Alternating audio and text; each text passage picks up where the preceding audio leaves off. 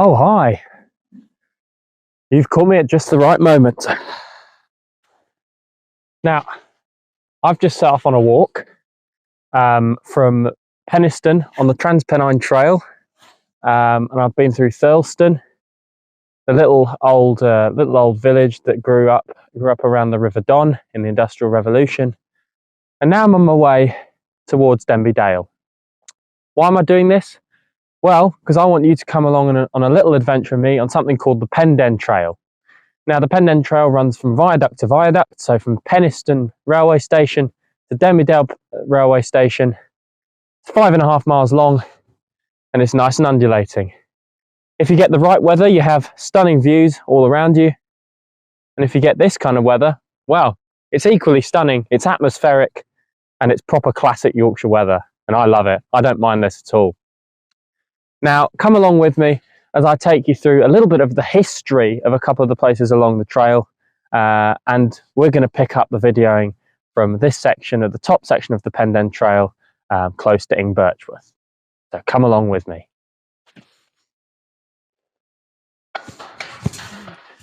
Hello there. See? Not just sheep and cows in Yorkshire. Plenty of animals come up and see what you're doing while you're filming. They love it. Now, as you pass through Birchworth, if you do have time,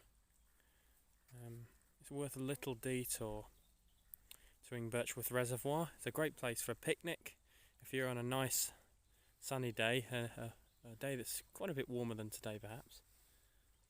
There's the dam on the right. You can only just see the very nearest part to me. See plenty of ducks on the water, but it's quite a ghostly scene. There's lots of wildlife around here, lots of birds, also lots of wildflowers, similar to ones you can find at Roydmore Reservoir and Scout Dyke, which the Penistone Trail goes very near to. So any of these reservoirs are lovely places for a quick pit stop and a refuel. Look at that ghostly scene. And if you do get the idea of taking a dip, don't. Now, having made tracks through in Birchworth and through some of the countryside in the fog, I finally made it to Upper Denby, which is really an ancient settlement. It's somewhere that if you live near the Denby Dale area or out near Cawthorne or Penistone, you'll have probably been through walking or cycling or driving through on many occasions, but you might not have had a look at some of the historical detail of this lovely small village. Now, this is a place that was actually has conservation area status over it, and has a settlement dating back to 650 BC. So that's really a long time ago.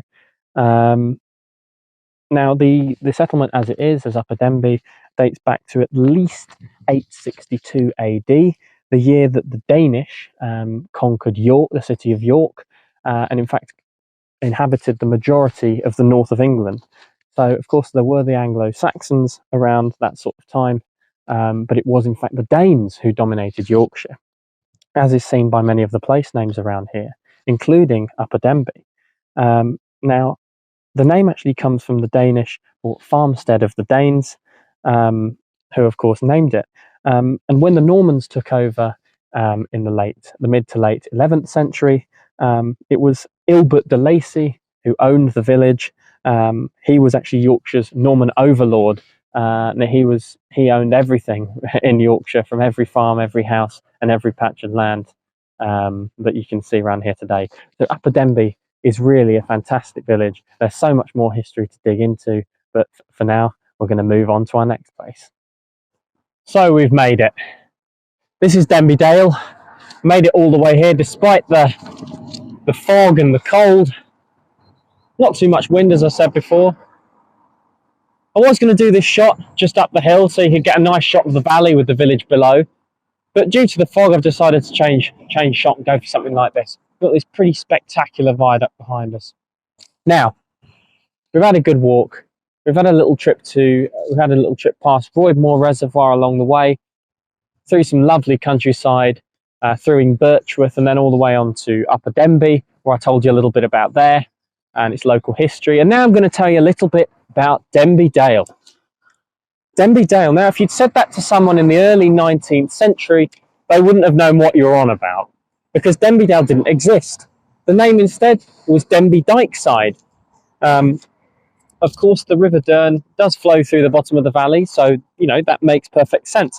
And it was actually a small rural settlement, which later became a hub for farming and, of course, the textile industry, which was central to a lot of the industrial growth in the Huddersfield area, and that came with the Industrial Revolution. Now, behind me, you can see the viaduct. One of the two things that Denby Dale is perhaps most famous for. That's the railway line that runs between here and Penistone that I've walked close to the other way, back from Penistone and Thirlestone. And that was actually originally built in the early to mid 19th century. Now, the original structure was actually made of timber, which is pretty hard to imagine something that size being made of wood, but it was, and quite predictably, it blew down during a gale. So the people of Denby Dale were left to pick up the pieces on that one. It was replaced soon afterwards. Again, with a timber structure, it seemed like they hadn't learned the lesson, and in fact, the structure was pretty unstable.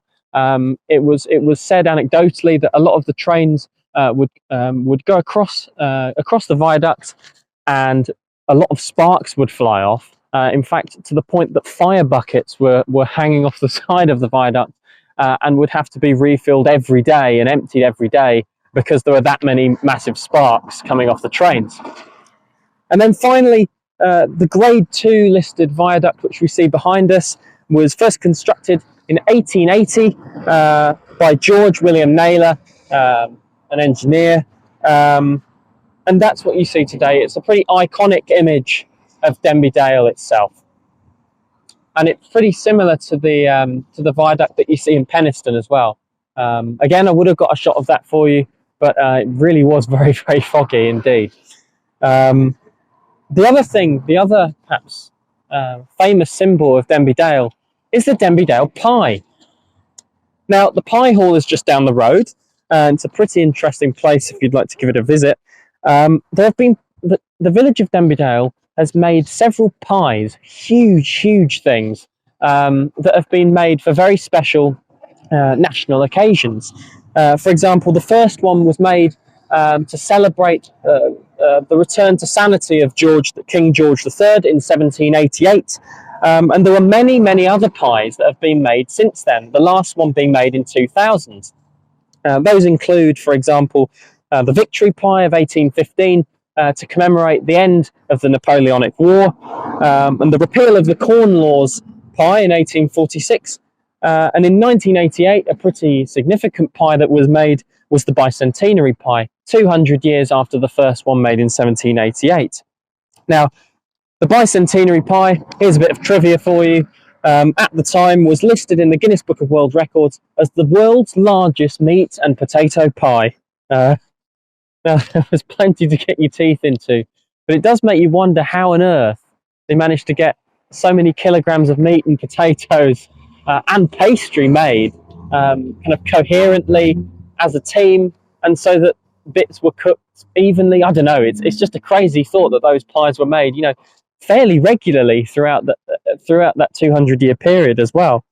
In fact, in 1988, to answer my question about how did people get all of the vegetables and meat, well, local farmers helped bring a lot of the meat in for the pies, and some students from Sisset Middle School actually helped grow some of the potatoes. So it really was a big community effort. Now that's the end of the Pendon Trail. I've reached Denby Dale Station. It's just 200 metres up there. So it's time for me to go home, warm up my hands and run a nice hot bath, I think. But I hope you've enjoyed the video. I hope you get out there and do the walk yourself. I deliberately didn't show all of it to you. One, because it was foggy and you wouldn't be able to see all the views. And two, because, well, I didn't want to spoil it for you. You've got to go out there and see it for yourself. Maybe on a slightly better day than I did, but go and see for yourself. Now I'm going to put a link to the map for the Pendon Trail below, so please have a look at that if you like. Don't forget to like and subscribe to my YouTube channel, if I can say subscribe properly, and follow me on Facebook and Instagram as well for all the latest videos from Ted's Takes. Thank you for watching, and see you soon.